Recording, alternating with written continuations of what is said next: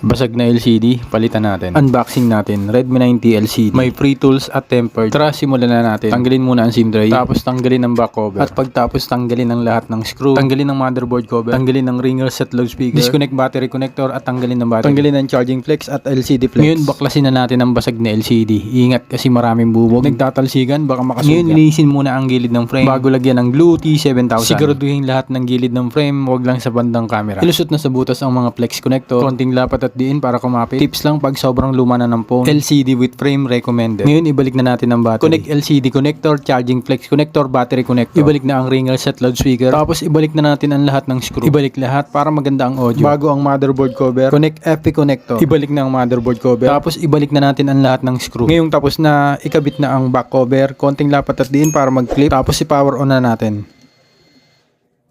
Yun, at kung nagustuhan nyo pong palit LCD tutorial, don't forget to like, share, and subscribe.